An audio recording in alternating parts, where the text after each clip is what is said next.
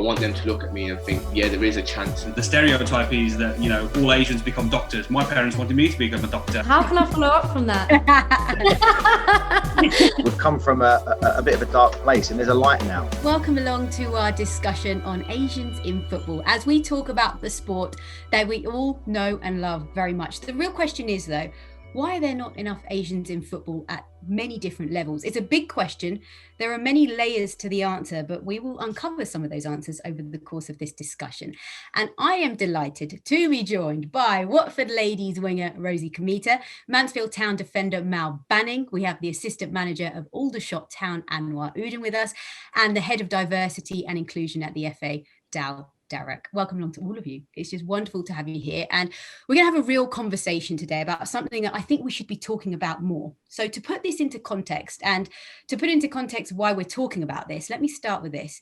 South Asians form the largest ethnic minority group in England, but they still remain one of the lowest represented in our national sport. The question is why? So Dal, I know there are many different answers to the question, but let's talk to you first because you're heading up the diversity and inclusion strategy for Asians in football. So tell us, how is it going and what does it look like at the moment? You can look across any industry and you will find people from Pan-Asian backgrounds, whether they're East Asian, Chinese, Japanese, or whether they're South Asian, Indian, Bangladeshi, Pakistani. You will see them excelling in every single industry. But where that really is not happening as much is across sport. And you look at the population of the Asian community, it's around 7.5% across England and Wales. It's 4+ million people. But we see those numbers really dwindling across the professional game. The Asian inclusion strategy was launched in April of 2019. It covers 5 key areas. It covers the areas of work across what we do as an FA ourselves. What are our accountabilities and how do we make sure that we are representative of the Asian community?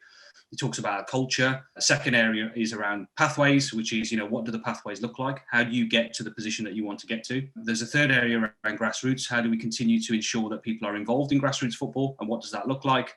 There's a fourth area around women's football, which is celebrating role models and obviously using the Euros that are coming up in 2022 as a way of providing a legacy and providing an activation piece for women to get involved in. And of course, there's better comms and engagement. So there's lots of work to be done. I think that we have ramped up the work. I think we're spending a lot more time and focus on this particular area. And we have to change those perceptions and we have to make people feel like football is accessible to them. For you, Mal, because I've heard you talking recently really honestly, and I really love this interview where you said, I feel like I have to give 20% extra before I've even started. And you just think, when you think about that, you think that's not right. We should all be starting on the same level playing field and then be judged accordingly. But you mentioned that extra 20%.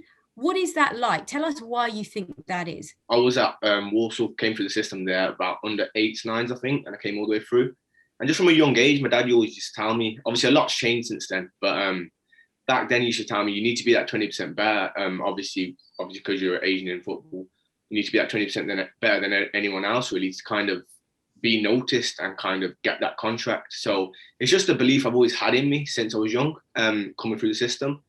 And it's just something that I stuck to, and I just quite firmly believe it because I think there's not many of us in the game. So that kind of barrier of being Asian in the game is that I've had that belief, and I still kind of believe in it, is that I need to be that 20% better to get noticed or to stay in the game. And luckily enough, I've been able to do that, and hopefully I can continue to do that. So I think the more of us that can kind of get in the game and kind of get our names about, gives more beliefs to younger lads, obviously coming through or from grassroots levels. Yeah, I will get picked up by this club, or I'm in the system, so hopefully I can make it. I remember signing for West Ham United in 1997, and I was asked, Anwar, you're the first player of British Asian to sign a Premier League contract for West Ham. Why is there such a lack of Asian representation across the game? 22 years later, I'm asked exactly the same question. The good thing now is I can refer to role models across the leagues, which is great. It's a great thing to do. And I think there'll be more to come. But it's been a long journey, a progressive journey, but we've come from a bit of a dark place. And there's a light now. The fact that you can turn on a TV and watch a British Asian playing in the Premier League, in the EFL, in parts of non-league. The fact there are people in coaching positions, there are coaches being upskilled. There's a lot happening from our community. And I feel now you've got a new generation of South Asian people in England that are hungry, have got an appetite to get in the game, and are going to use that platform to be the best that they can be, because the game's been superb for me. It's given me everything. I've played, I've managed, I've coached, but it's been an uphill struggle. As a younger player, I remember my father never really coming to games, and that was my fault because I asked him not to, because I felt uncomfortable with how he would be treated, the terminology, the behaviours, and that I carried that with me as a young pro. And then when I was confident enough to be a player who could dictate an environment, dictate a dressing room, become a captain, things changed for me. And now being in a coaching position, I am one of the individuals that set the environment at a club.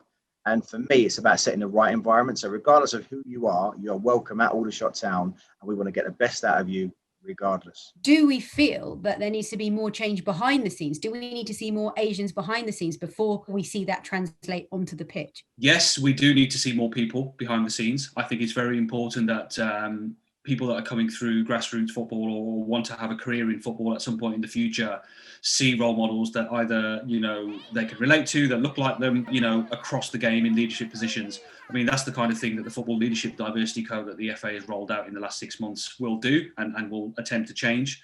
That's also happening for the Grassroots Diversity Code that's coming down the line as well.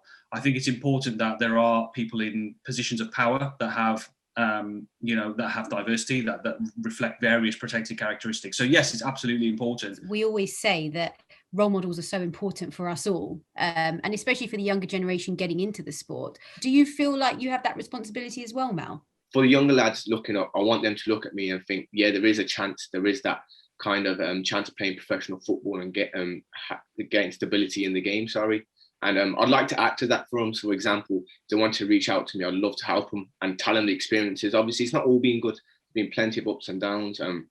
So it's one of those where I think I'd love to act like that. And I think some of the lads that are already in the game, the 5 or 6 of us across the leagues, would love to help the younger generation to get more Asians in football and obviously participating more in the professional game. If I look at myself as a role model and really take that role, then I think that's going to be really helpful, more so to change the perceptions of women's football in a parent's eyes as well.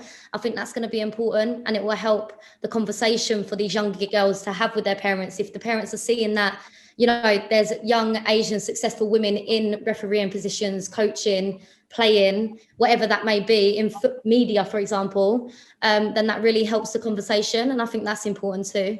For me, I've always looked at it with a positive mindset. What an incentive to become one of the first of anything in life. You're going to have a legacy, you're going to make a mark in history. Loads of players over the last 5 or 6 years have taken on that responsibility of being a positive role model. It's about giving everyone a fair chance, an equal shot to flourish in your environment. And that's another thing. You have to create that environment for someone to step into and become the player that they hopefully potentially can be. It starts really young, doesn't it? If you really want to make it, I'm not just saying Premier League, as Anwar said, Championship level, League One, League Two, your football career has to start at a young age, does it not? Typically, if you look at the careers of someone like Jan Dander, for example, who's playing in the Championship, he went through, and Mal as well, went through academies very early on. I think it's really important that parents and people from those backgrounds understand the journey and the process you need to go through. I think, as we've already said, it's not easy. It's definitely not easy to become a player or anything else for that matter. So yes, the earlier that people can play, for example, if you aspire to be a footballer, is identify the talent, get our children into playing the game, and naturally, the more people that go through the funnel will come out, more of those will come out the other side.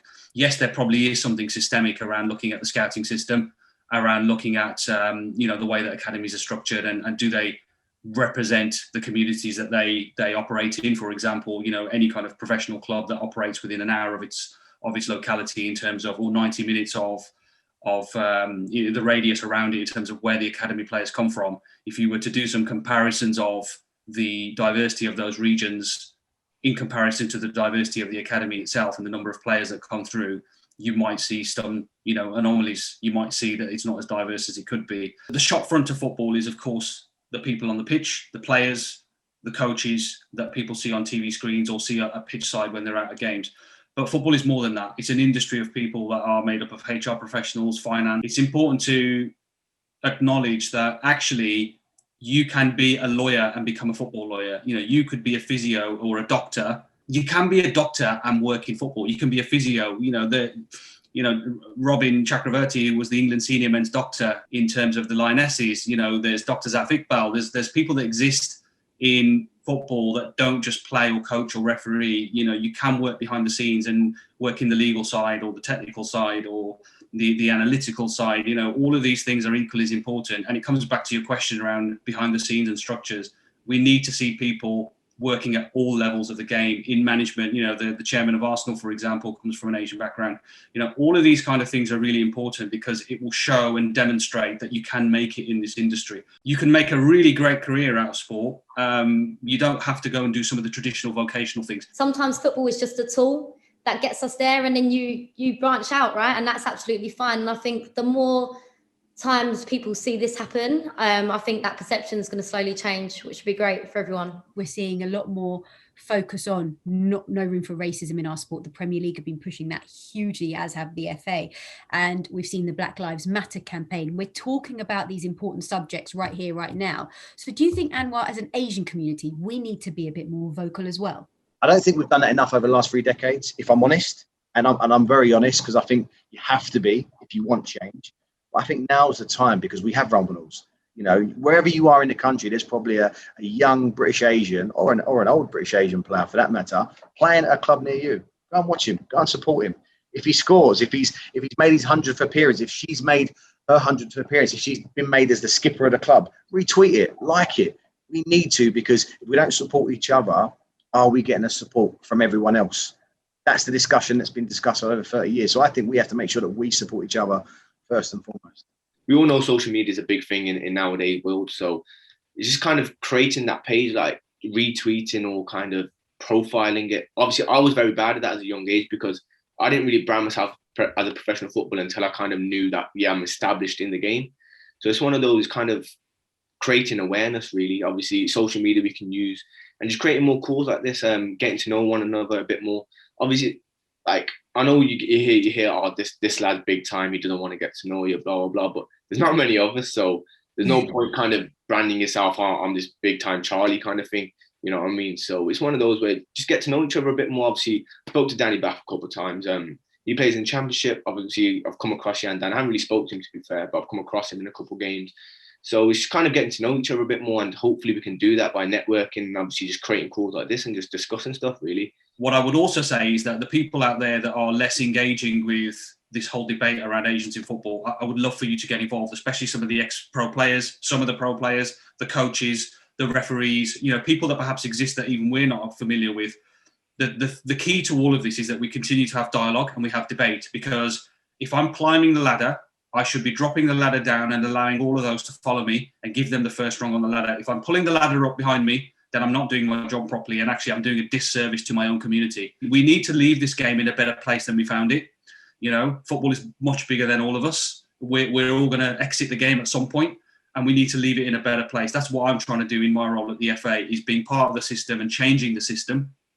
And hopefully when I go at some point, then this whole Asians in football piece will be in a much better position, and I can say we've all had a part to play in that. There's so much more to all of us than just being footballers or just being coaches or just being a presenter, and I think that's so important to highlight, because when you do strip it all back, we're all human.